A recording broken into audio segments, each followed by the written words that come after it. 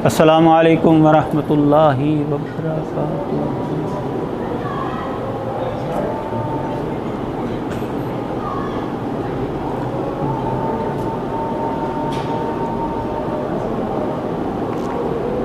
अस्सलामु अलैकुम वरहमतुल्लाहि वबरकातुहू।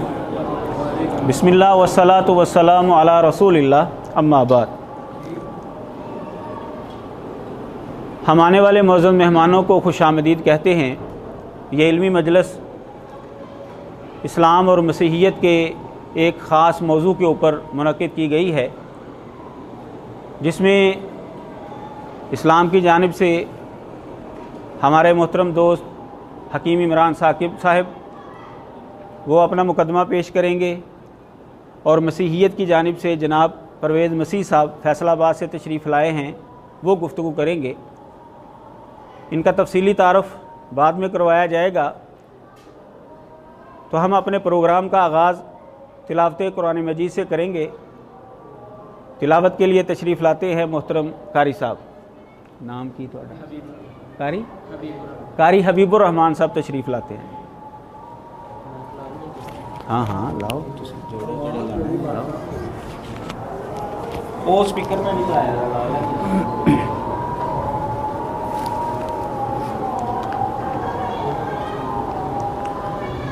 अस्सलामु अलैकुम वरहमतुल्लाहि वबरकातुहू।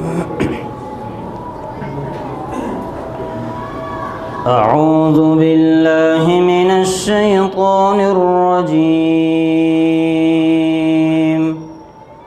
बिस्मिल्लाहिर रहमानिर रहीम।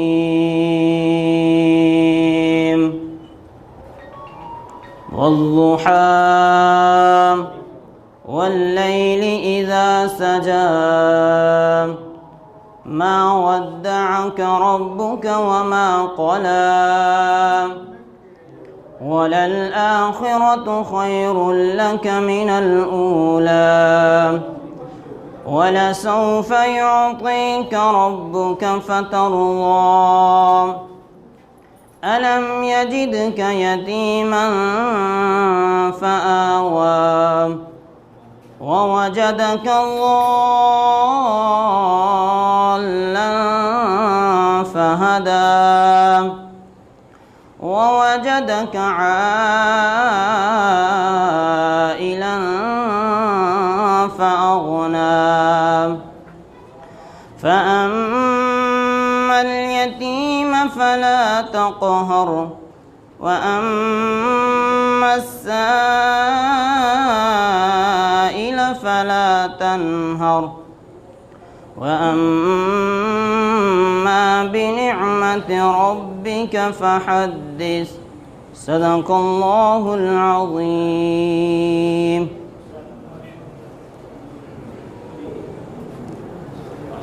आवाज़ थोड़ी जी ज़्यादा होवे और रिकॉर्डिंग गड़बड़ करेगी, आवाज़ कट करो। ठीक कर ले।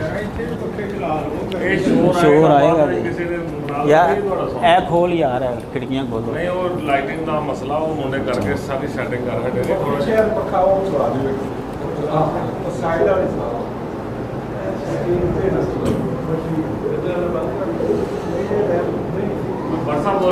अस्सलामु अलैकुम वरहमतुल्लाह। ठीक है, हाँ ठीक है।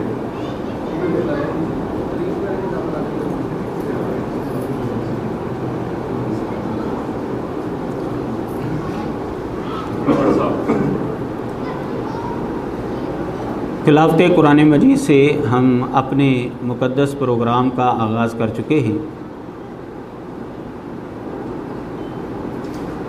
इस गुफ्तगू का मौजू जो मुकर्रर किया गया है वो है मसीहियत में निजात। हमारे मोहतरम दोस्त हकीम इमरान साकिब साहब, इन्होंने तकरीबन 1 साल कबल ये चैलेंज किया था मसीही हजरात को कि मेरे साथ इस मौजू पर गुफ्तगू की जाए कि क्या मसीहियत में निजात है कि नहीं। पादरी मुबीन साहब ने हकीम साहब से गुफ्तगू की, जिसके बारे में उसी मौके पर एक साथी ने कहा कि ये गुफ्तगू नहीं बल्कि सिर्फ मुनादी कर रहे हैं। यानी ये इस काम के अहल नहीं है। तो हकीम साहब की तरफ से चूँकि ओपन चैलेंज था, फिर उनकी जानिब से परवेज़ मसीह साहब से रब्ता हुआ कि क्या आप इस मौजू पर गुफ्तगू करने के लिए तैयार हैं। तो उन्होंने ये कहा कि जी मैं पहले वो मुनाजरा देखूँगा, फिर उसके बाद फ़ैसला करूँगा। उन दिनों हकीम साहब का जो चैनल था वो बंद हो चुका था, तो इन्होंने कहा कि तकरीबन 2 महीने लग सकते हैं उसको अपलोड होते हुए।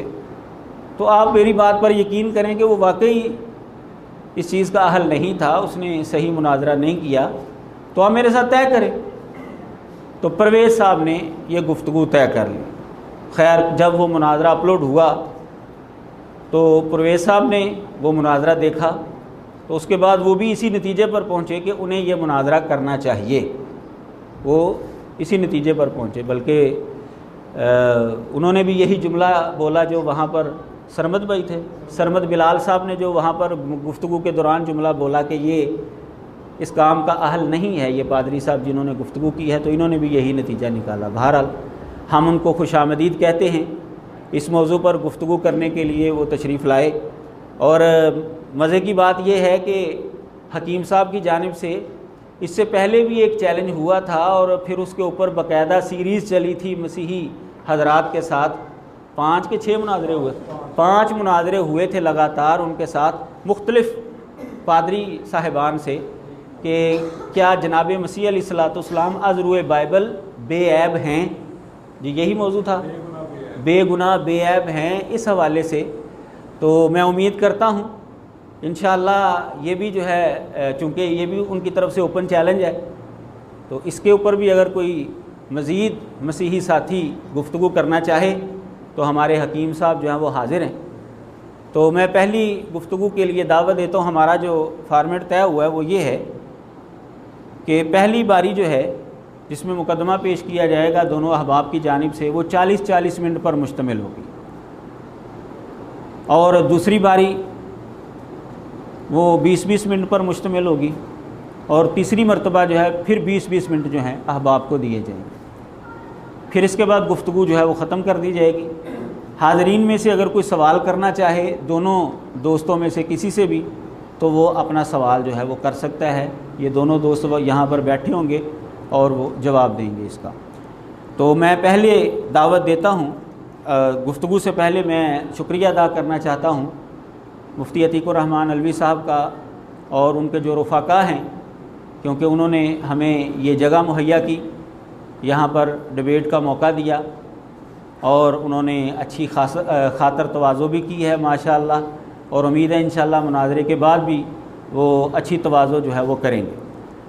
तो उनका और उनके रफ़ाका का हम शुक्रिया अदा करते हैं। ये प्रोग्राम मरकज़ अनस बिन मालिक में हो रहा है जो कि आखिरी मिनट स्टॉप में है। यहाँ पर अल्लाह की तौफ़ीक से दरस निज़ामी का सिलसिला भी चल रहा है, हिफ़्ज़ का सिलसिला तो माशाअल्लाह बहुत ही वसी है, और इसी तरह दौरा तख़स्सुस जो है उसके अंदर भी जो पूरे पाकिस्तान में फ़ारग होने वाले तलबा हैं मदारस से, उनके लिए ख़ास तौर पर 1 साल का कोर्स जो है वो रखा गया है, जो खालिसतन इसी मौजू के हवाले से, तकाबुल अदयान के हवाले से, उसके अंदर बच्चों को इसी तरह की चीज़ें जो है वो सिखाई जाती है, और हमारे सामने वो बच्चे जो हैं वो बैठे हुए हैं। इंशाअल्लाह उम्मीद है कि दोनों साथियों से ये काफ़ी कुछ सीखेंगे। तो मैं दावत देता हूँ हमारे मसीही दोस्त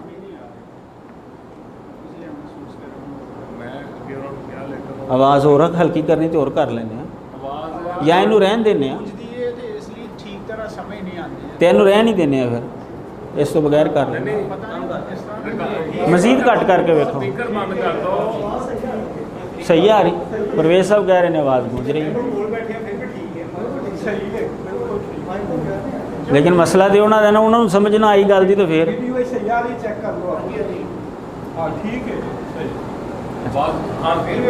मैं दावत खिताब देता हूँ। मौजू है क्या मसीहियत में निजात है। इसको बयान करने के लिए मसीही तरफ से तशरीफ़ लाते हैं मोहतरम परवेज़ मसीह साहब, आप फैसलाबाद।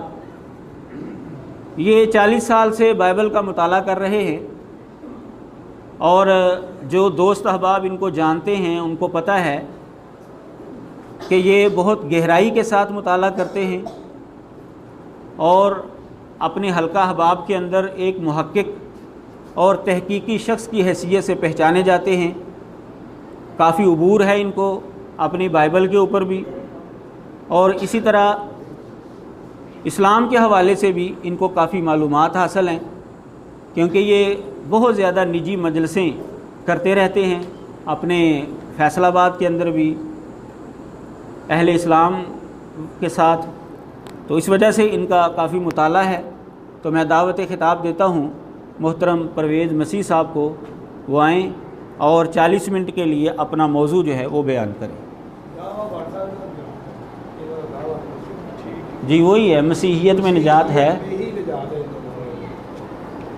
मसीहियत में ही निजात है जी। आएँ जी परवेज़ मसीह साहब, चलो जी ही दा लफ्ज़ भी जी।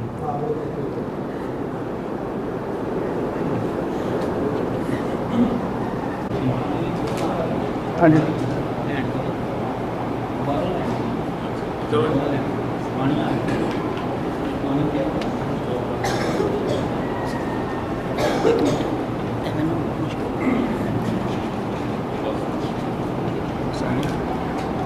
चलो ठीक।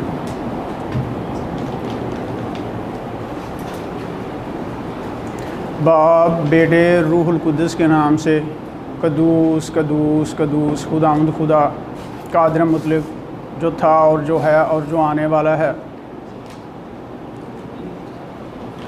जनाब ज़फ़र इकबाल साहब, जनाब ख़ावर रशीद भट्ट साहब, जनाब तौहीदी साहब और दीगर तमाम मुअज़्ज़ज़ और मोहतरम हाज़रीन और नाज़रीन, नुमाइंदा इस्लाम जनाब हकीम इमरान साकिब साहब और दीगर मोहतरम हाज़रीन और नाज़रीन, good evening and God bless you.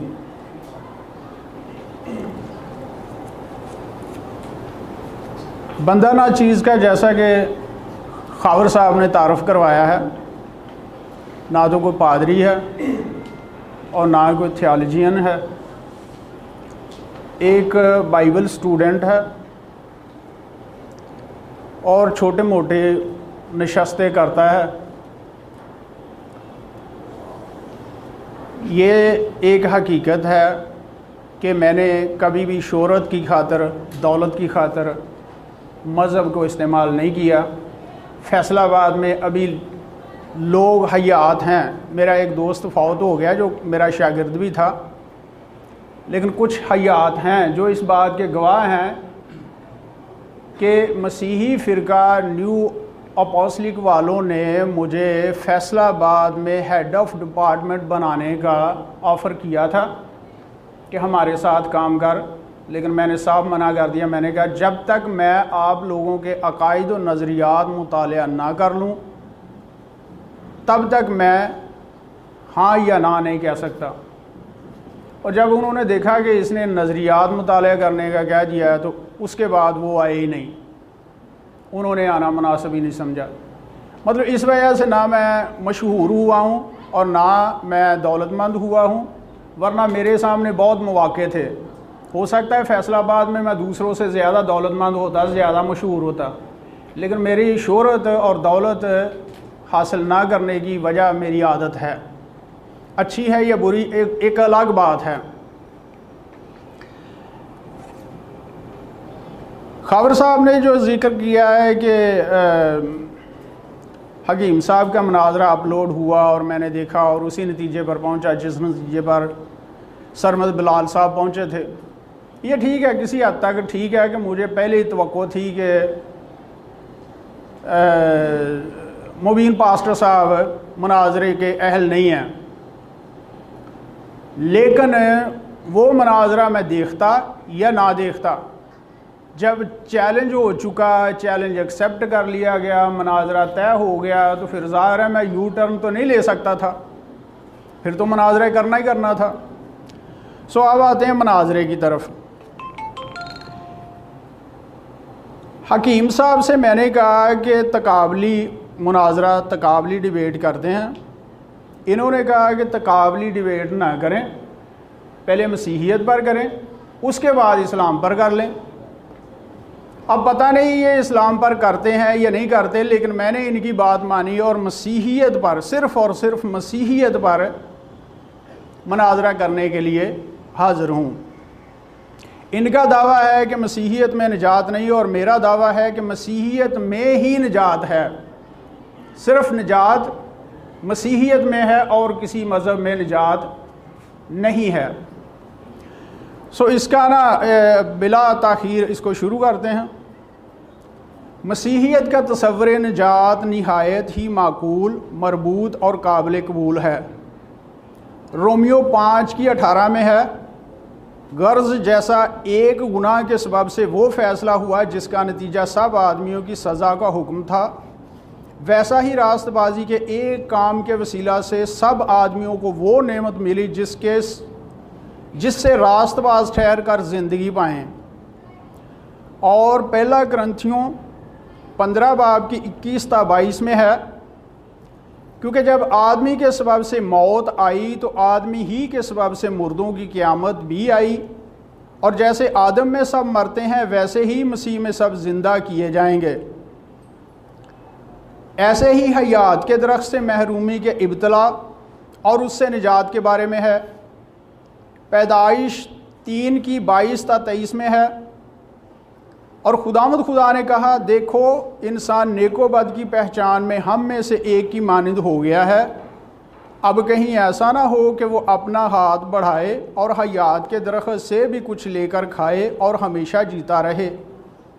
इसलिए खुदावंद खुदा ने उसको बागे अदन से बाहर कर दिया ताकि वो उस ज़मीन की जिसमें से लिया गया था खेती करे। ये तो इब्तला की बात थी। अब इससे निजात का ज़िक्र मुकाशफा 22 बाब की 1-3 में है। फिर उसने मुझे बिल्लौर की तरह चमकता हुआ आब हयात का एक दरिया दिखाया जो खुदा और बर्रा के तख्त से निकलकर उस शहर की सड़क के बीच में बहता था, और दरिया के वार पार ज़िंदगी का दरख्त था। उसमें 12 किस्म के फल आते थे और हर महीने फलता था, और उस दरख्त के पत्तों से कौमों को शिफा होती थी, और फिर लानत ना होगी, और खुदा और बर्रा का तख्त उस शहर में होगा और उसके बंदे उसकी इबादत करेंगे। देखिए, इंसान ने जो कुछ बावे आदम में खोया था वो सब मसीह खुदावंद में पाने का ज़िक्र है। ये है मसीहियत का निहायत मुख्तसर तसव्वुर निजात। मुख्तसर तसव्वुर निजात बात करूं,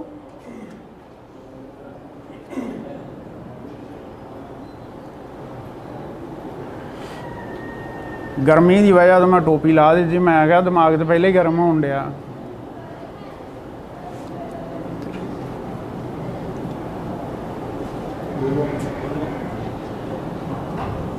ये है नहीं, हले नहीं आवाज़ आ रही।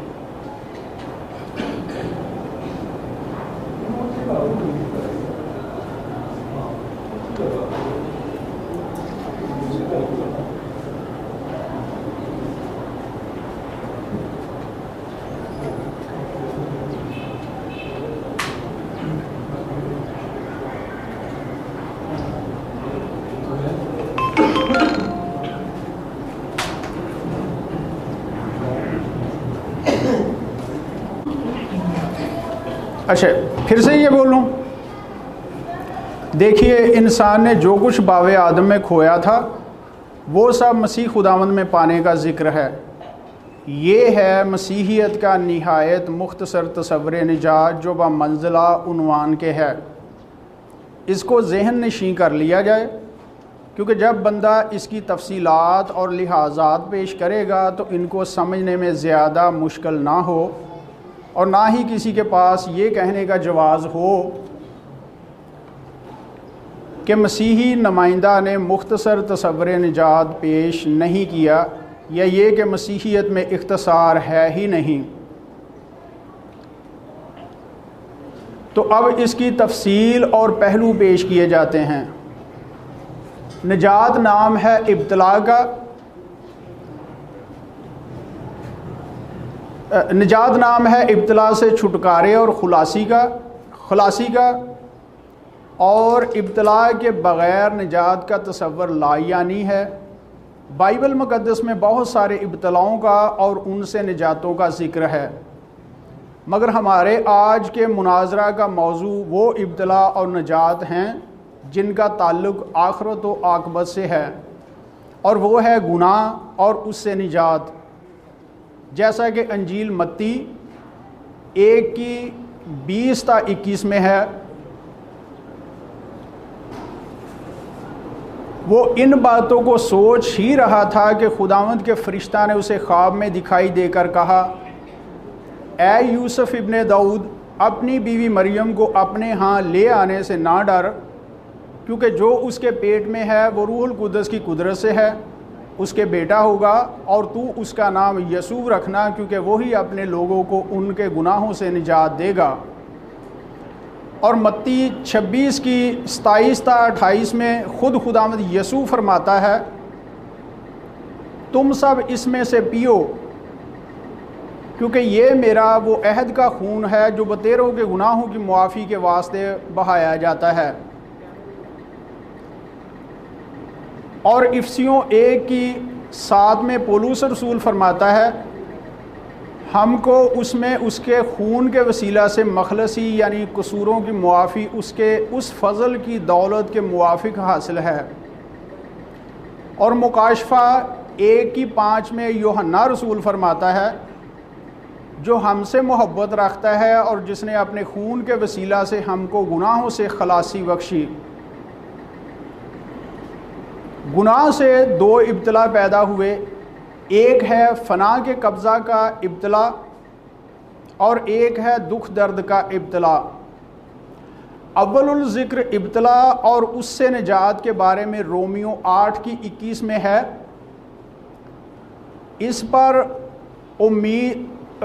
इस उम्मीद पर बतालत के इख्तियार में कर दिया कि मखलूक़ात भी फ़ना के कब्ज़ा से छूट कर खुदा के फ़र्जंदों के जलाल की आज़ादी में दाखिल हो जाएगी। और कुलसियों 1:13 में है, उसी ने हमको तारीकी के कब्ज़ा से छुड़ाकर अपने अज़ीज़ बेटे की बादशाही में दाखिल किया। और मोखरुल ज़िक्र इब्तला और उससे निजात के बारे में मुकाशफा 7:16-17 में है, इसके बाद ना कभी उनको भूख लगेगी ना प्यास, और ना कभी उनको धूप सताएगी और ना गर्मी, क्योंकि जो बर्रा तख्त के बीच में है वो उनकी गलाबानी करेगा और उन्हें आबे हयात के चश्मों के पास ले जाएगा, और खुदा उनकी आँखों के सब आंसू पूंछ देगा। और मुकाशफा 21:4 में है, और वो उनकी आंखों के सब आंसू पूंछ देगा। इसके बाद ना मौत रहेगी और ना मातम रहेगा, ना आओ नाला ना दर्द, पहली चीज़ें जाती रहीं। फ़ना के कब्ज़ा से निजात के दो तरीके हैं, एक है मरने से निजात और दूसरा है मौत व कब्र से निजात। मरने से निजात की मिसाल है हनूक नबी का ज़िंदा उठा लिया जाना। चुनाचे पैदाइश 5:24 में है, और हनूक खुदा के साथ साथ चलता रहा और वो गायब हो गया क्योंकि खुदा ने उसे उठा लिया। और इब्रानियों 11:5 में है, ईमान ही से हनूक उठा लिया गया ताकि मौत को ना देखे। और मौत और कब्र से निजात की मिसाल है खुदावंद यसू का मुर्दों में से जी उठना। आमाल 2:24 में पतरस रसूल फरमाता है, लेकिन खुदा ने मौत के बंद खोलकर उसे जिलाया क्योंकि मुमकिन ना था कि वो उसके कब्ज़ा में रहता। फिर मरने से निजात और मौत और कब्र से निजात के वसीले भी दो हैं। मरकुस 2:17 में है, यसू ने यह सुनकर उनसे कहा, तंदुरुस्तों को तबीब की ज़रूरत नहीं बल्कि बीमारों को, मैं रास्तबाजों को नहीं बल्कि गुनाहगारों को बुलाने आया हूँ। और गिलतियों 5 की 2-4 में है, देखो मैं पौलुस तुमसे कहता हूँ कि अगर तुम खतना कराओगे तो मसीह से तुमको कुछ फ़ायदा ना होगा, बल्कि मैं हर एक खतना करवाने वाले शख्स पर फिर गवाही देता हूँ कि उसे तमाम शरीयत पर अमल करना फ़र्ज़ है। तुम जो शरीयत के वसीला से रास्तबाज ठहरना चाहते हो, मसीह से अलग हो गए और फजल से महरूम। अव्वलुल ज़िक्र के मुताबिक निजात अपनी ही रास्तबाजी से मिलती है, और मोखरुल ज़िक्र के मुताबिक निजात इवज़ी के यानी मसीह खुदावंद की रास्तबाजी के वसीला से मिलती है, कफ़ारातुल मसीह के वसीला से मिलती है। मत्ती 3:15 में है, यसू ने जवाब में उससे कहा, अब तू होने ही दे, क्योंकि हमें इसी तरह सारी रास्तबाजी पूरी करना मुनासिब है। इस पर उसने होने दिया। और रोमियो 5:18 में है, गर्ज जैसा एक गुनाह के सबब से वो फ़ैसला हुआ जिसका नतीजा सब आदमियों की सज़ा का हुक्म था, वैसा ही रास्तबाजी के एक काम के वसीला से सब आदमियों को वो नेमत मिली जिससे रास्तबाज ठहर कर ज़िंदगी पाएँ। ये निजात तो सबको मिलेगी। यूहन्ना 5:28-29 में खुदा में यसू फरमाता है, इससे ताज्जुब ना करो, क्योंकि वो वक्त आता है कि जितने कब्रों में हैं उसकी आवाज़ सुनकर निकलेंगे, जिन्होंने नेकी की है ज़िंदगी की क़यामत के वास्ते, और जिन्होंने बदी की है सज़ा की क़यामत के वास्ते। और पहला ग्रंथियों 15:20-22 में पौलुस रसूल फरमाता है, लेकिन फिल वाक़े मसीह मुर्दों में से जी उठा है, और जो सो गए हैं उनमें पहला फल हुआ, क्योंकि जब आदमी के सबब से मौत आई तो आदमी ही के सबब से मुर्दों की क़यामत भी आई। और जैसे आदम में सब मरते हैं वैसे ही मसीह में सब ज़िंदा किए जाएंगे। और दुख दर्द से अबदी निजात का कफ़ारातुल मसीह पर, दुख दर्द से अबदी निजात कफ़ारातुल मसीह पर ईमान के वसीला से है। रोमियो 10:9-10 में है कि अगर तू अपनी ज़ुबान से यसू के खुदामद होने का इकरार करे और अपने दिल से ईमान लाए कि खुदा ने उसे मुर्दों में से जिलाया तो निजात पाएगा, क्योंकि रास्तबाजी के लिए ईमान लाना दिल से होता है और निजात के लिए इकरार मुंह से किया जाता है। इब्रानियों 5:8-9 में है,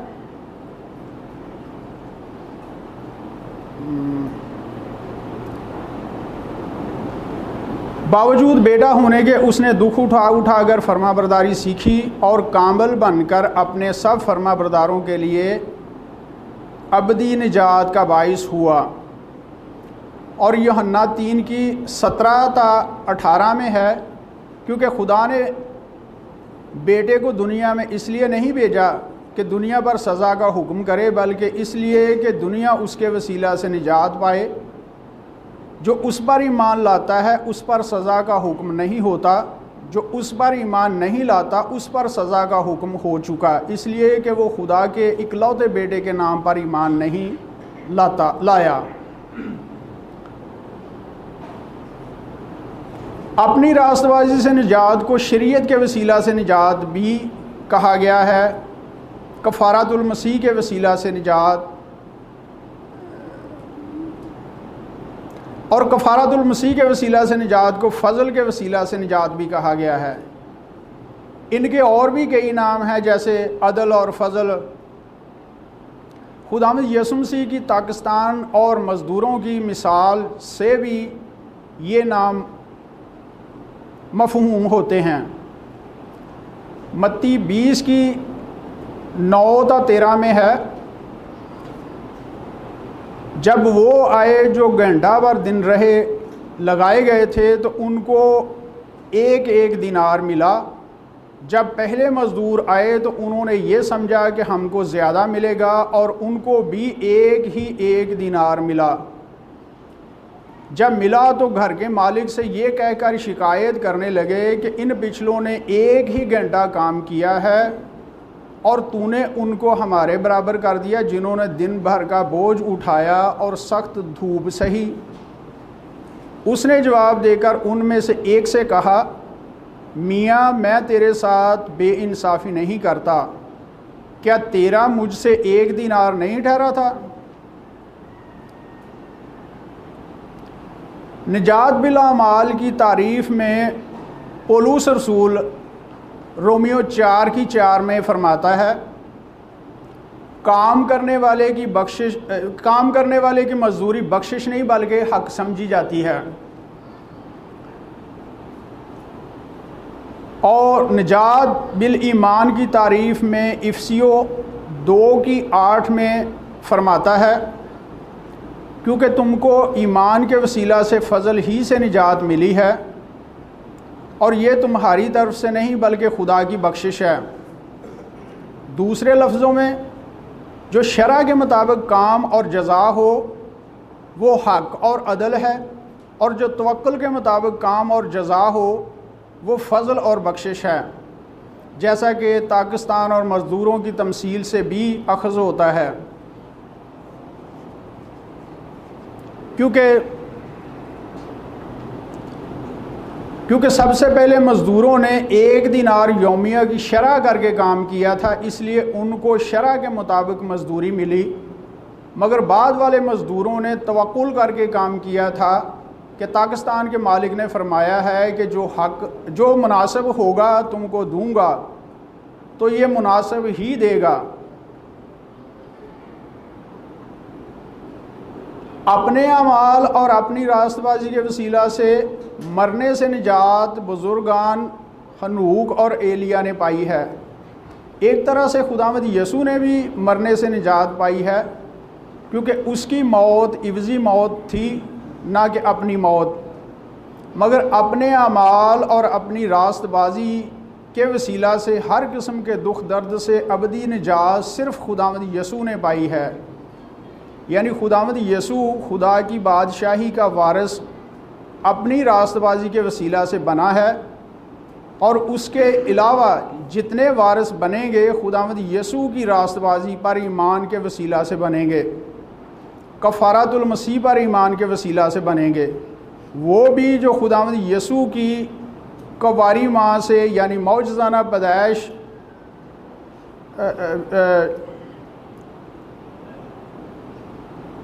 वो भी जो खुदावंद यसू की कवारी माँ से यानी मौजज़ाना पैदाइश से पहले वाले हैं, और वो भी जो खुदावंद यसू की पैदाइश के बाद वाले हैं। पहले वाले ईमानदारों में और बाद वाले ईमानदारों में फ़र्क सिर्फ़ ये है कि पहले वालों का ईमान था कि खुदा निजात दहिंदा को भेजेगा, और बाद वालों का ईमान है कि खुदा ने निजात दहिंदा को भेजा। पहले वालों में अंबिया भी शामिल हैं, यहाँ तक कि हनूक नबी और एलिया नबी भी शामिल हैं। ये है अपने अमाल से निजात और इवज़ी के अमाल से निजात की तफसील, और फ़ना के कब्ज़ा से निजात और हर तरह के दुख दर्द से अबदी निजात की तफसील। अज़रुए अक़ल इनका दो होना ज़रूरी है, क्योंकि अगर आमाल व अदल से निजात ना हो तो ईमान व फ़ज़ल से निजात का इम्तियाज़ भी ना हो। जैसे खुदावंद यसू की पेश करदा पाकिस्तान और मज़दूरों की तमसील में सारा दिन काम करके मज़दूरी पाने वालों को एक एक दिनार मिलना, और थोड़ा सा वक्त काम करके मज़दूरी पाने वालों को भी एक एक दिनार मिलना अदल और फ़ज़ल में इम्तियाज़ पैदा करता है। और ये इम्तियाज़ भी पैदा करता है कि किस पर कितना फ़ज़ल हुआ। जी, टाइम की पोजीशन 17 मिनट रह गए। प्रेजेंटेशन इतनी है, मेरा ख्याल इस्लाम को कोट करने की तो इजाज़त नहीं है, तो कुछ और है तो कर ले। अच्छा मैं यहाँ मैं तो उत्ते ले लेंगे। ठीक है ले लें। अच्छा मैं यहाँ ये बात जिक्र कर दूँ, आप लोगों ने मसीहियत का मुताला किया होगा, बहुत सारे लोग हैं, कुछ लोगों को मैं जानता हूँ, कुछ को नहीं जानता कि वो मुताला करते हैं या नहीं, मसीहियत का मुताला करते हैं या नहीं, लेकिन फिर भी एक गैस है कि जितने लोग बैठे हैं साहिब ज़ौक़ हैं, यकीनन मुताला करते होंगे, मसीहियत का मुताला किया होगा। आप लोगों ने इस तरह मसीहियत का मुताला या इस तरह तसव्वुर निजात का मुताला नहीं किया होगा कि निजात अपनी रास्तबाजी के वसीला से भी है, निजात खुदा यसुዕ मसीह की रास्तबाजी के वसीला से भी है, निजात मरने से भी है, निजात कब्र से भी है। इस तरह तफसील के साथ किसी ने भी ना लिखा होगा ना आपने पढ़ा होगा, लेकिन मैंने बाइबल मुक़द्दस से हवाला जात पेश किए हैं, बाहवाला बात की है। ये कोई मेरी इख्तरा, ये कोई मेरी फ़िलासफ़ी नहीं है। बाइबल मुक़द्दस के उलमा ज़्यादातर करते क्या है कि कफ़ारतुल मसीह पर बात करते हैं, उनका महवर कफ़ारतुल मसीह ही होता है, उससे अलावा उनको किसी बात से सरोकार नहीं होता। वो घूम फिर कर इसी पर आ जाते हैं कि यसुዕ मसीह के वसीला से निजात है। निजात के कितने वसीले इस पर बात ही नहीं करते। इसलिए जब कोई गहरी नज़र से मुताला करने वाला उनके साथ मनाजरा करता है, उनके साथ गुफ्तगू करता है, तो बाज़ जगहों पे आके वो फंस जाते हैं, वो काबू में आ जाते हैं। लेकिन बाइबल मुक़द्दस का मुताला आप करें, कोई मसीही करे या दुनिया का कोई इंसान भी करे, वो इसी नतीजे पर पहुंचेगा कि निजात के दो वसीले हैं, फ़ज़ल और अदल। अपने अमाल से निजात या अपनी रास्तबाजी से निजात, और खुदावंद यसुዕ मसीह के अमाल से निजात या खुदावंद यसुዕ मसीह की रास्तबाजी से निजात। इसी तरह फ़ना के कब्ज़ा से निजात के दो तरीके हैं। एक है मरने से निजात, जैसे हनूक नबी को मरने से निजात मिली, और एक है मौत और कब्र से निजात, जैसे खुदावंद यसुዕ मसीह को मिली। तो अगर आप मसीही किताबों पे जाएं तो हो सकता है कि आप मेरी बातों को बिल्कुल तफर्रुद कह के खुदे लाइन लगा दें, लेकिन अगर बाइबल मुक़द्दस के हवाला जात पे जाएं तो मेरा ख्याल है कि आप मेरी बातों को प्रायोरिटी देंगे और इनके मुताबिक बात करेंगे। मेरा ख्याल इतना ही काफ़ी है, इससे ज़्यादा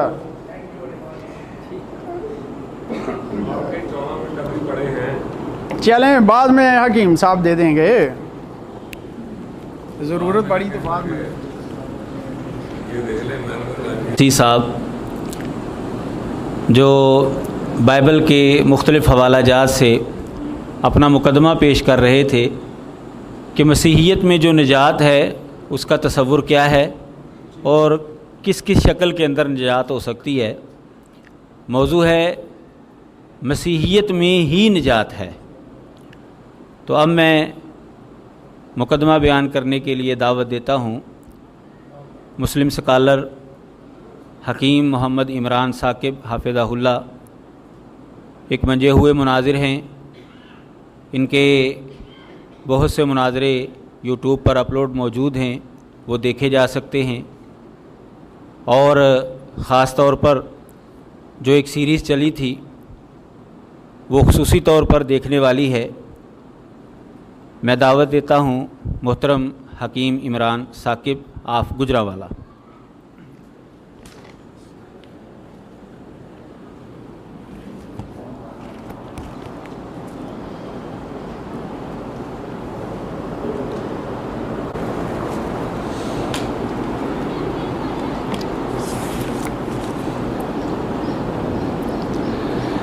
इन्नल हम्दुलिल्लाह वस्सलातु वस्सलामु अला रसूलिल्लाह अम्मा बाद फ़ौज़ु बिल्लाहि मिनश शैतानिर रजीम बिस्मिल्लाहिर रहमानिर रहीम। हज़रात नाज़रीन मोहतरम, आज का हमारा जो मौजू है वो मेरा चैलेंज है कि मसीही मज़हब में नजात नहीं। वजह उसकी ये है, अगर आप बाइबल को देखते हैं तो ये 2 हिस्सों पर मुश्तमिल है। पहला हिस्सा ओल्ड टेस्टामेंट कहा जाता है, यानी कि पुराना अहदनामा। ये 39 किताबों पर मुश्तमिल है, 39 बुक के ऊपर ये मुश्तमिल है। पहली किताब पैदाइश से लेके मलाकी नबी तक। मैंने ये चैलेंज क्यों किया है कि मसीही मज़हब में नजात नहीं है? वजह, पहली किताब तुरैत जो है वो 5 हिस्सों पे मुश्तमिल है, 5 किताबों पर मुश्तमिल है। बाइबल में पहली किताब जो है वो तुरैत है और इसमें 39 किताबें मौजूद हैं। इन 39 किताबों में खुदा ने ये तालीम नहीं दी कि मैं अपना बेटा भेजूंगा, वो सूली चढ़ेगा, उसके सूली चढ़ने से नजात मिलेगी। बाइबल में ये खुदा ने तालीम नहीं दी।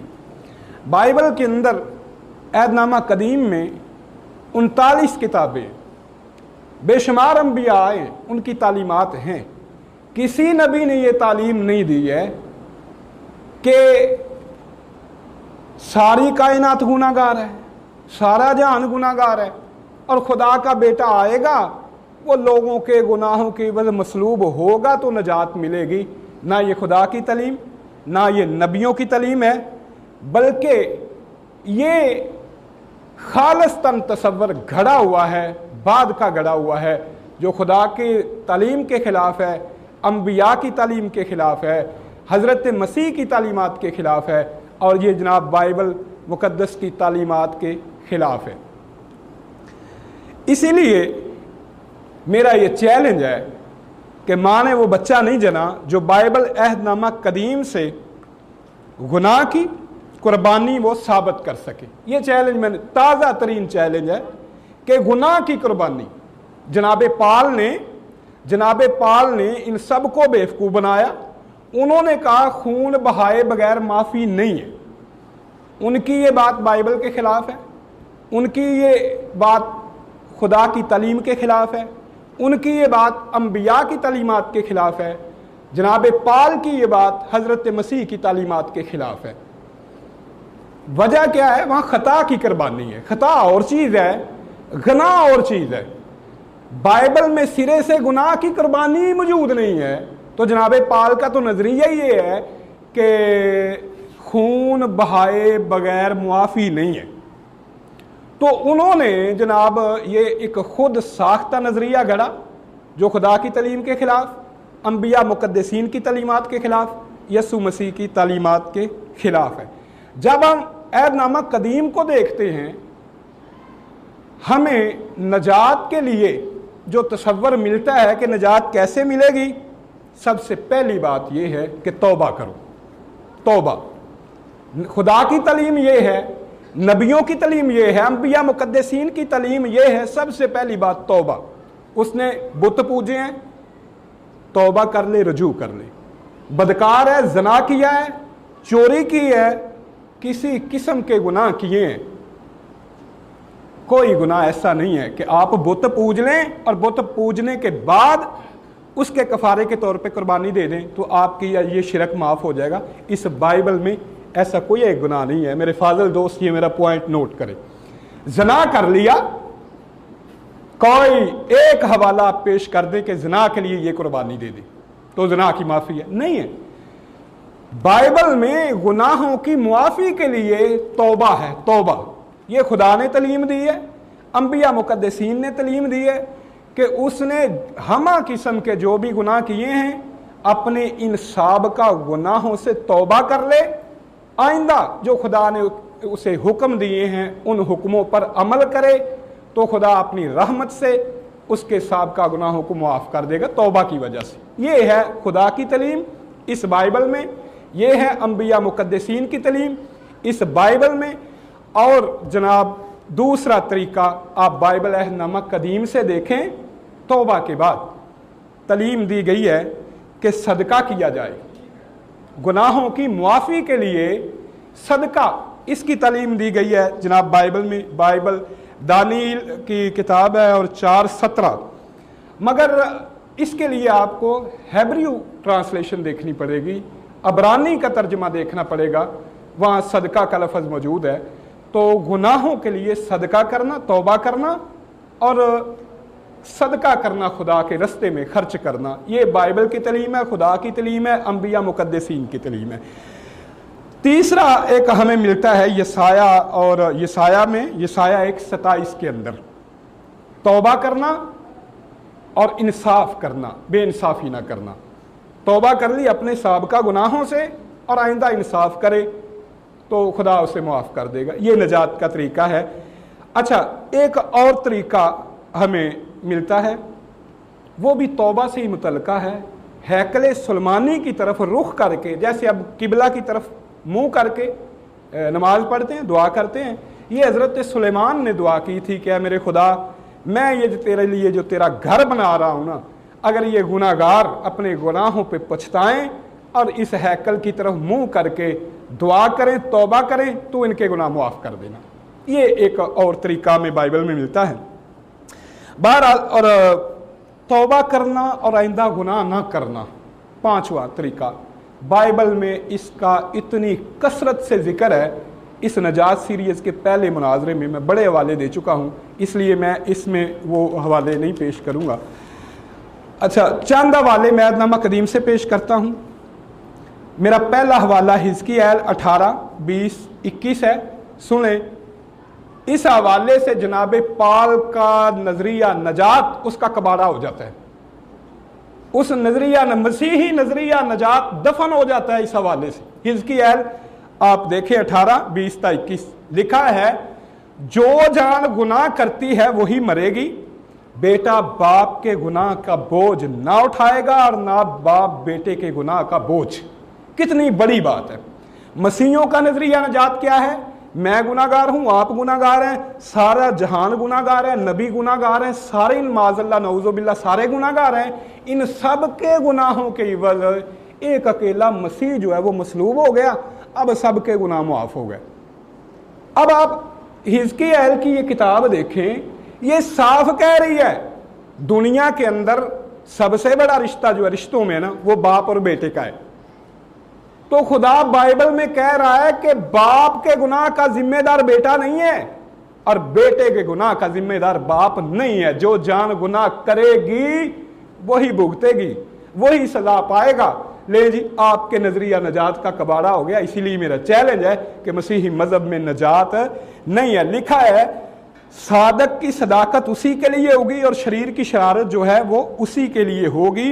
अगर शरीर, सुन ले, अगर शरीर, मेरे फाजल दोस्त नोट करें मेरे अल्फाज को, ये बाइबल बयान कर रहा हूं मैं, अगर शरीर अपने तमाम गुनाहों से जो उसने किए हैं बाज आए और मेरे सब आइन पर चलकर जो जायज और रवा हैं वो करे, तो वो यकीनन जिंदा रहेगा, मरेगा नहीं। और वो जो सब गुनाह उसने किए हैं उसके खिलाफ महसूब ना होंगे। जितने भी गुनाह उसने किए हैं, अगर वो तौबा कर लेता है, जब उसने तौबा कर ली और आइंदा जो हुक्म उसे खुदा ने दिया है उस पर अमल करे, जिससे मना किया है उससे रुक जाए, जिसका हुक्म देता है वो करे, तो उसके साबका गुनाह उसके खिलाफ महसूब नहीं होंगे। ले, ये मसीही नजात गई, कबाड़ा हो गया मसीही नजात का इस आपकी बाइबल मुकद्दस से। मैंने नहीं कहा, ये जनाब आपकी किताब मुकद्दस है। अच्छा, ऐदनामा जदीद खोले। ऐदनामा जदीद में हजरत यूहन्ना, जिन्हें हम हजरत याह्या अलैहिस्सलाम, अहले इस्लाम हजरत याह्या कहते हैं, मसीही यूहन्ना बपतिस्मा वाला कहते हैं। हजरत याह्या यानी कि यूहन्ना नबी जो हैं वो गुनाहों से मुआफ़ी के लिए तौबा का बपतिस्मा देते हैं कि अपने गुनाहों से तौबा कर लो। अगर तौबा से गुनाह मुआफ नहीं होते, नजात नहीं मिलती, तो ये सारे नबी खुदा क्यों तलीम दे रहा है तौबा करो? नबी क्यों तलीम दे रहे हैं तौबा करो? हजरत मसीह के हम असर हजरत याह्या तालीम दे रहे हैं, हजरत यूहन्ना तालीम दे रहे हैं कि तौबा करो अपने गुनाहों से बाज आओ। अगर कफारा से ही नजात थी तो खुदा की तलीम गलत, अंबिया मुकद्दसीन की तलीम गलत, हजरत यूहन्ना नबी की तलीम गलत। तो मालूम होता है कि खुदा की तलीम भी दुरुस्त है, नबियों की तलीम भी दुरुस्त है, हजरत मसीह की तलीम दुरुस्त है। तलीम गलत है तो जनाब पाल की गलत है, जिन्होंने खुदा के खिलाफ, नबियों के खिलाफ, हजरत मसीह के खिलाफ एक कफारा का नजरिया पेश किया नजात के लिए। तो जनाब यूहन्ना वो कौन है? बाइबल के अंदर लिखा है कि जितने औरतों में से पैदा हुए हैं, जितने, उन सब से बड़ा यूहन्ना है। अच्छा, मजेदारी की बात है, हजरत मसीह भी औरत से पैदा हुए, उनसे भी बड़ा है। और हजरत मसीह ने यूहन्ना से बपतिस्मा भी लिया। तो हजरत यूहन्ना की तालीम यह है कि गुनाहों के लिए तौबा का बपतिस्मा लो। आगे चलते हैं हजरत मसीह की तालीमात। हजरत मसीह, अब मैंने बयान किया खुदा की तलीम क्या है, अंबिया मुकद्दसीन की तलीम क्या है। अब मैं बयान करता हूं हजरत मसीह की तलीम क्या है। ये कहते हैं ना हम मसीही हैं, ये मसीही नहीं है, इनका झूठा दावा है। वजह, ये मसीह के किसी एक हुक्म पे अमल नहीं करते, ये पलूसी हैं, जनाब पाल के हुक्म पे चलने वाले हैं। इनका अकीदा नजात जो है वो भी जनाब पाल का है, ना वो खुदा ने बयान किया, ना नबियों ने बयान किया, ना हजरत मसीह ने बयान किया। वो सारा अभी रिबटल में मैं बताऊंगा, जितने इन्होंने हवाले दिए वो सारे इन्होंने जनाब पाल के हवाले से ही बयान किया। तो हजरत मसीह की तलीम क्या है? वो ये है, नंबर 1 तौबा, रास्तबाजी इख्तियार करो, तौबा करो, रास्तबाजी इख्तियार करो और हुक्मों पर अमल करो। ये हजरत मसीह की तलीम है नजात के लिए। नजात उखरवी की बात हम कर रहे हैं, मरने के बाद ना या कोई बंदा जन्नत में जाएगा या जहन्नम में जाएगा। जो जन्नत में चला गया उसको नजात मिल गई। तो हजरत मसीह ने उसके लिए क्या बयान किया है? आप पूरी अंजील पढ़ जाइए, पूरी बाइबल पढ़ जाइए। हजरत मसीह ने कहीं एक दफा, कहीं किसी एक मौके के ऊपर भी, सवाल करने वाले ने सवाल भी किया है, आपने कभी नहीं कहा कि फिक्र ना करो, मैं तुम्हारे गुनाहों की वसूली चढ़ जाऊंगा, मेरा खून बहेगा, तुम्हारे गुनाहों की माफी हो जाएगी। नहीं, हजरत मसीह ने तलीम ये दी है, गुनाहों से तौबा करो, शरीयत के हुक्मों पर अमल करो। ये हजरत मसीह ने तलीम दी है। इनकी नजात हजरत मसीह के भी खिलाफ है। इसीलिए मैं कहता हूं कि जनाब पाल मुखालफ मसीह हैं, वो हजरत मसीह की तालीमात के खिलाफ करते हैं। आप मती 13:49 निकालिए। हजरत मसीह फरमाते हैं कि अगर तुम्हारी रास्तबाजी फकीहों और फरीसियों से ज्यादा नहीं होगी तो आसमान की बादशाही में तुम हरगज दाखिल नहीं होगे। यानी कि अगर फकीहियों और फरीसियों से ज्यादा तुम्हारी रास्तबाजी नहीं है तो तुम्हारी नजात कोई नहीं है। साफ हजरत मसीह कह रहे हैं। और हजरत मसीह फरमाते हैं कि दुनिया के आखिर में ऐसा होगा, ये मेरा हवाला नोट करें, मत्ती 13:49 में हजरत मसीह फरमाते हैं दुनिया के आखिर में ऐसा ही होगा, फरिश्ते निकलेंगे और शरीरों को रास्तबाजों से जुदा करेंगे और उनको आग की भट्टी में डाल देंगे। यानी जो गुनाहगार हैं उनकी नजात कोई नहीं। कोई मसीही ये ना समझे कि हमारे गुनाहों की खातिर मसीह मसलूब हो गया और सरते खैरा ने साड़ी नजात ही नजात है, कोई ना। हजरत मसीह फरमाते हैं फरिश्ते आएंगे, शरीरों को अलग करेंगे, नेकों को अलग करेंगे, बदों को अलग करेंगे। जो नेक हैं वो जन्नत में जाएंगे, जो बद हैं फरिश्ते उनको जहन्नम में फेंक देंगे। हजरत मसीह की तलीमात जो हैं वो तो जनाब ये हैं। हजरत मसीह फरमाते हैं कि हर कौम से, ये तो कहते हैं ना कि मसीह के कफारा पर ईमान लाएंगे तो नजात पाएंगे। जनाब पाल की इस बात को रद्द कर रहे हैं हजरत मसीह। कहाँ कर रहे हैं? अमाल 10:35 के अंदर आप देख लें, खुदा किसी का तरफ नादार नहीं है, हर कौम में से। मेरे फाजल दोस्त नोट करें, हर कौम में से जो उससे डरता है और रास्तबाजी इख्तियार करता है वो खुदा को पसंद आता है, वो उसको पसंद आता है। रास्तबाजी कैसे मिलती है ये बाइबल बयान कर रही है, यकूब 2:24। पहली बात,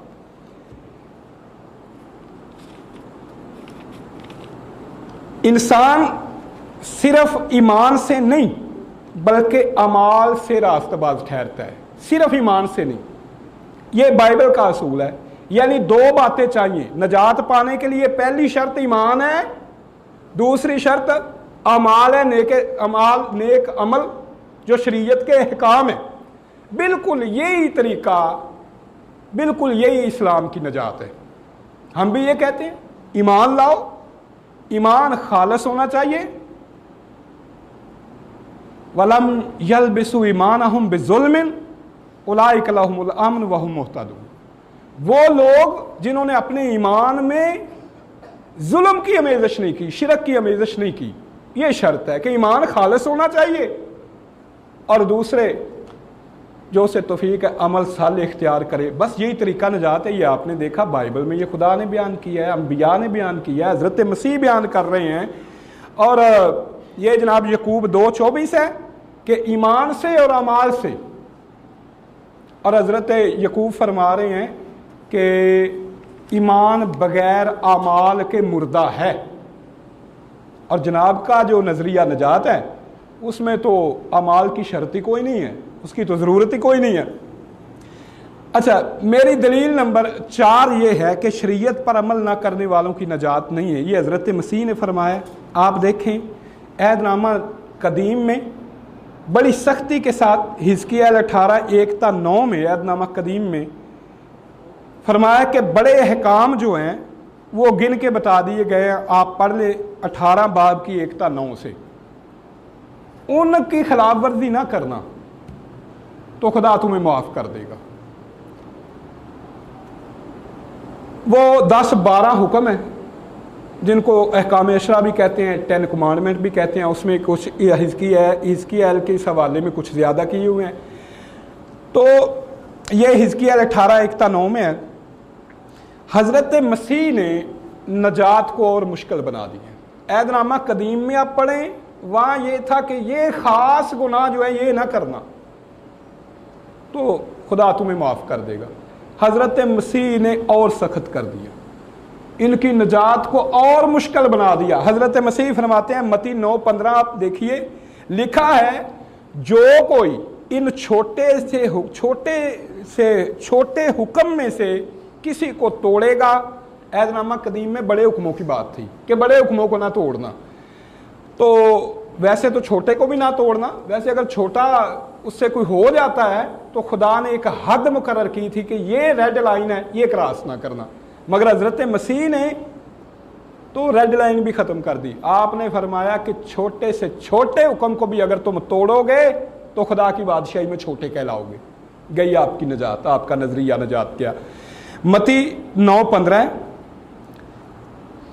अच्छा, अहदनामा कदीम में था कि तुम जना ना करना। अहदनामा कदीम में था कि तुम जना ना करना। अच्छा, अगर किसी से जना हो जाता है तो वहां था कि तौबा कर लेना, आइंदा ऐसे काम ना करना। अब हजरत मसीह आए, उन्होंने इससे भी सख्त कर दिया। कितना सख्त कर दिया? हजरत मसीह ने अंजील में फरमाया, लिखा है वहां तो था ना कि तू जना ना करना, तो हजरत मसीह फरमाते हैं कि मैं तुमसे कहता हूं कि हरगज भी अगर तुमने किसी औरत की तरफ देखा सिर्फ इस नीयत से कि ये औरत बड़ी खूबसूरत है अब मैं इसके साथ ऐसे कर लूं, तो हजरत मसीह फरमाते हैं तू अपने दिल में जना कर चुका। अब मरकस 9:49 है जनाब, आप देखें। अब हजरत मसीह फरमाते हैं जना किया नहीं, फिजिकली जना नहीं किया, सिर्फ देखा है, देख के दिल में रगबत पैदा हुई। हजरत मसीह फरमाते हैं तेरा जना हो गया। अब तेरी नजात कैसे है, तेरी माफी कैसे है? फरमाया अपनी ये आंख का डेला निकाल दे और निकाल के फेंक दे।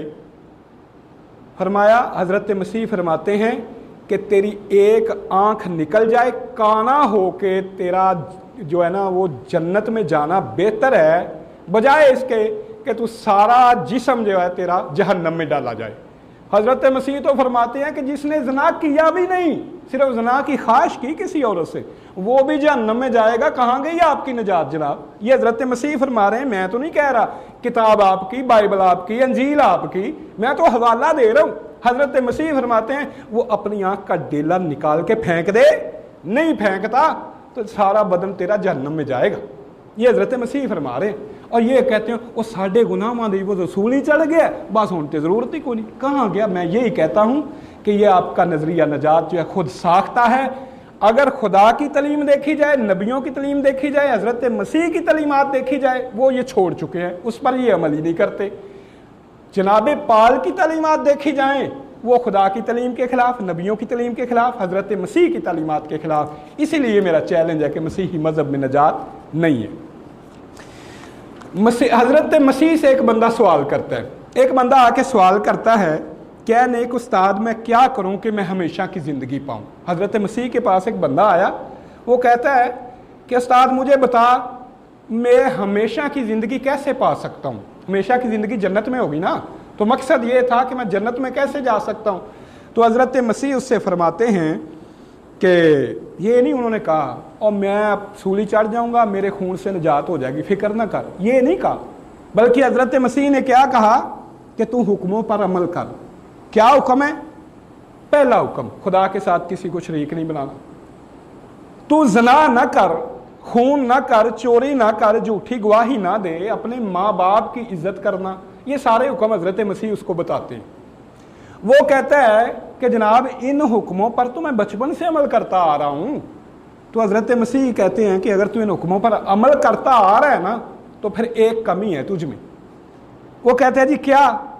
वो बंदा बड़ा दौलतमंद था, तो हजरत मसीह ने उसे कहा कि जितनी तेरी दौलत है ये सारी अपनी बेच दे, ये खुदा के दीन के लिए इसको खर्च कर दे, तो मेरे पीछे हो।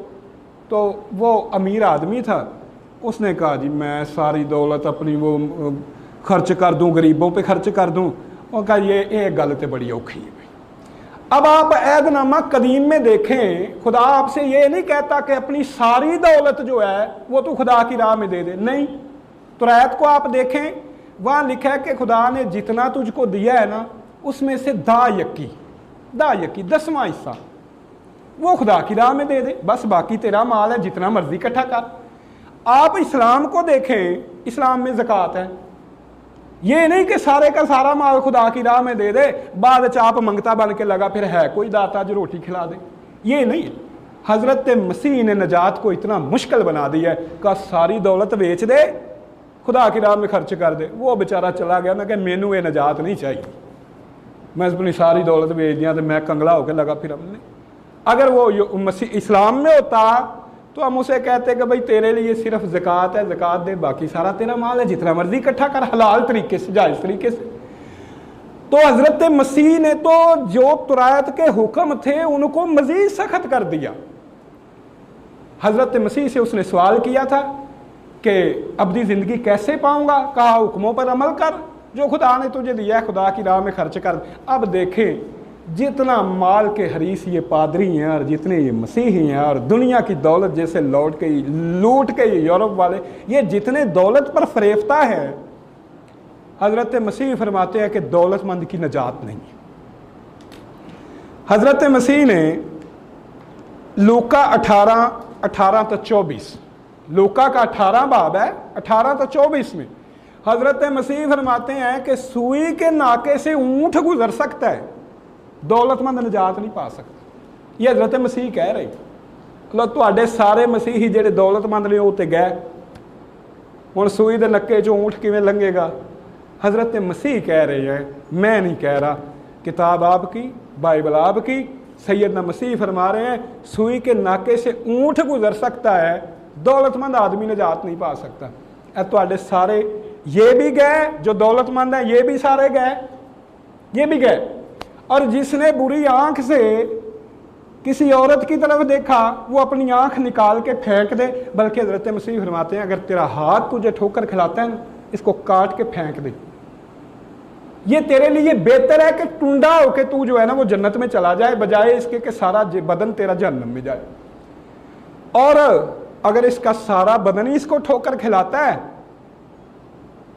तो उसके लिए हज़रत मसीह का तरीका नजात ये है कि अपने गले में चक्की का पाट डाल ले, समंदर में छलांग लगाए, डूब के मर जाए, ये इसकी सज़ा है। कौन मसीही अमल करता है? मुझे दिखाएं यार, पूरी दुनिया मसीहत में एक शख्स पेश कर दे जिसने अपनी आंख निकाल के फेंकी हो कि इस आंख की वजह से मैंने ठोकर खाई है, अपना हाथ काटा हो इस हाथ की वजह से मैंने ठोकर खाई है, अपना पाँव काटा हो कि इस पाँव की वजह से मैंने ठोकर खाई है, और मेरे मसीह का हुक्म है कि जो तुझे तेरी अपनी आंख निकाल दे अगर इसकी वजह ठोकर खाई है। कोई एक मसीही ना इस पे अमल करता है ना कर सकता है। कहाँ गई आपकी नजात? अच्छा, हजरत मसीह फरमाते हैं कि तंग दरवाजे से दाखिल हो। मेरी दलील नंबर 5 है। टाइम कितना जी? 14 मिनट बाकी हैं। अच्छा, हजरत मसीह फरमाते हैं कि नजात पाने वाले थोड़े हैं, तंग दरवाजे से दाखिल हो। दरवाज़ा तंग होए तो हजूम तो नहीं ना उथों लंघ सकता, एक एक बंदा ही जाएगा ना। तो हजरत मसीह अलैहिस्सलाम फरमाते हैं कि उसमें बतेरे हैं जो दाखिल होने की कोशिश करेंगे और वो दाखिल ना हो सकेंगे। जब घर का मालिक उठकर दरवाज़ा बंद कर चुका हो और तुम बाहर खटखटाओ, ए खुदाबंद हमारे लिए खोल दे, और वो जवाब दे कि मैं तुमको नहीं जानता कि तुम कहाँ क्यों। ये पता किसकी बात हो रही है? ये यहूदियों की बात नहीं हो रही, हम मुसलमानों की बात नहीं हो रही, हिंदुओं की बात नहीं हो रही। ये वो मसीही जो कहते हैं कि हम मसीह को मानने वाले हैं, जिन्होंने मसीह के नाम पे मोजज़े करते हैं, जो शफाइया क्रूसेड करते हैं, ये आप लोगों की बात हो रही है जनाब। तो हज़रत मसीह फरमाते हैं कि वो जो हैं खटखटाएंगे, मुझे कहेंगे ए खुदावन, ए खुदावन। खुदावन का मतलब खुदा नहीं है भाई, खुदावन का मतलब है आका, मुर्शद, ठीक है। अच्छा, तो वो कहेंगे हमने तेरे रूबरू खाया पिया, हमने तेरे नाम पे मोजज़े किए, हमने ये किया, हुआ, मैं तुम्हें नहीं जानता, मैं तुम्हें नहीं जानता। अब मुझे ये बताएं कि यस्सु को खुदावंद कौन कहता है? हम मुसलमान कहते हैं, आप कहते हैं। यस्सु के नाम के मोजज़ात कौन करते हैं? हम करते हैं, आप करते हैं। तो हज़रत मसीह फरमा रहे हैं कि मैं तुमको नहीं जानता, निकल जाओ बदकारो, मेरा तुमसे कोई वास्ता नहीं। तो हज़रत मसीह तो फरमा रहे हैं बदकारों की कोई निजात नहीं है, मैं उनसे पहचानने से भी इनकार कर दूंगा। वो कहेंगे हमने तेरे नाम पे बड़ा कुछ किया, तेरे नाम की तबलीग की है, हम मसीही कहलाते थे, हम शफाइया क्रूसेड मुनक्कद करते थे, हम मोजज़ात करते थे। वो कहेगा निकल जाओ बदकारो, मैं तुम्हें नहीं जानता, मेरा तुमसे कोई वास्ता नहीं। ये जनाब बाइबल कह रही है, मैं नहीं कह रहा, हज़रत मसीह फरमा रहे।